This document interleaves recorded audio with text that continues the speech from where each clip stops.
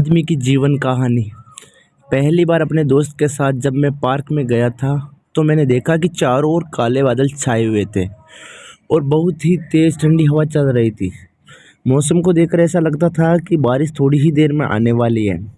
उस पार्क में बहुत सारे लोग घूम रहे थे। तभी हमने देखा कि एक बुढ़िया बैठी हुई थी। उसके हाथ में कुछ खाने का सामान था जिसे वह धीरे धीरे खा रही थी। उस बुढ़िया को देखकर ऐसा लगता था कि शायद घर में अकेली है, इसलिए काम करके वहीं पर बैठ कर खा रही थी। बहुत बुरा लगा जब कोई बूढ़ा आदमी अपने घर में अकेला होता है और उसके साथ कोई भी नहीं होता है। उसका जीवन बहुत ही दुखदायक है। बुढ़ापे के जीवन में काम करना ही बड़ा मुश्किल होता है। हाथ पैर भी नहीं चल पाते, उसके बाद काम करने के बाद ही खाना मिलता है। हमें भी अपने बूढ़े लोगों के बारे में सोचना चाहिए। हमें उन्हें कभी नहीं छोड़ना चाहिए, बिकॉज बुढ़ापा आखिरकार सभी का आता है। बहुत से लोग ऐसा सोचते हैं कि बूढ़ा आदमी मुझे परेशान करता है, इसीलिए वे उन्हें घर से निकाल देते हैं, जबकि ऐसा नहीं करना चाहिए। बूढ़ा आदमी का स्वभाव बच्चे की तरह होता है, इसलिए थोड़ी जिद करता है। हमें हमेशा अपने बूढ़े आदमी की बातों को हल्के में ही लेना चाहिए। ज़्यादा हमें उनके बारे में सोचना नहीं चाहिए। वे कहते रहते हैं, हमें इस बात पर ध्यान नहीं देना चाहिए और उनकी सेवा करनी चाहिए, तभी हमें अब जीवन में सफल आदमी कहलाएंगे। वे लड़का उस बुढ़िया को देखते हुए जो किसी पास के घर में काम करने जाती थी। वह बहुत धीरे धीरे चल रही थी। वह उसे बहुत ध्यान से देखता हुआ वह बुढ़िया के पेड़ के पास जाके बैठ गया। फिर उसके पास जो खाना था उसे खाने लगती। शायद उसे भूख लगी होगी। वह खाना खाती, फिर वह आराम करती। वह लड़का बुढ़िया के पास जाता। वह कहता है, अम्मा आप यहाँ क्यों बैठी हो? आप अपने घर जाकर आराम कर सकती हो। आपको यह पर बहुत गर्मी लगेगी। यह सुनकर वह बुढ़िया कहती है, मेरे घर होकर भी मैं ननिहाल में रहती हूँ, मगर उस पर कोई नहीं रहता है।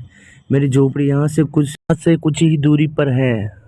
अब वे घर में कोई नहीं रहता, जब घर होकर भी घर नहीं कहलाता। आपके पास बात करने के लिए नहीं होता है तो शायद यह जीवन बहुत मुश्किल हो जाता है। ये बुढ़ापा मुझे परेशान नहीं करता, बल्कि वह खालीपन मुझे परेशान करता है। जब तक मैं काम करती हूँ तो मेरा मन लगता रहता है, मगर जब मैं काम पूरा होते ही फिर मन में बहुत से ख्याल चलते हैं जिनके बारे में मैं दुखी हो जाती हूँ। वह लड़का अम्मा की बातों पर ध्यान से सुन रहा था, क्योंकि वह सब कुछ जानता था जो कि वह बुढ़िया कहना चाहती थी। कुछ देर बाद वह बुढ़िया से कहता है कि मुझे आपकी वह झोपड़ी देखनी है। उसके बाद वह लड़का उसके साथ चला जाता। दोनों कुछ समय बाद पहुंचते हैं।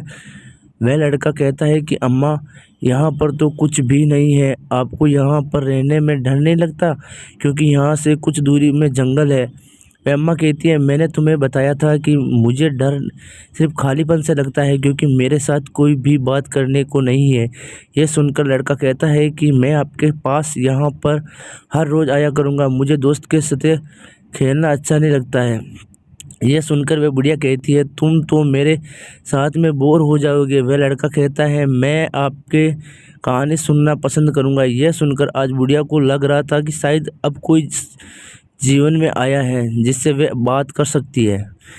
वह लड़का जब भी बुढ़िया को पास आता है, वह साथ में कभी भोजन कभी खाने का सामान लाया करता था। वह हर रोज़ अच्छी अच्छी कहानियाँ सुनता था। अब बुढ़िया को भी ये जीवन अच्छा लग रहा था जिससे वह बोर हो चुकी थी। किसी की परेशानी को कम करने के लिए अगर उस इंसान को खुशी मिल सकती है तो आपको वह काम ज़रूर करना चाहिए।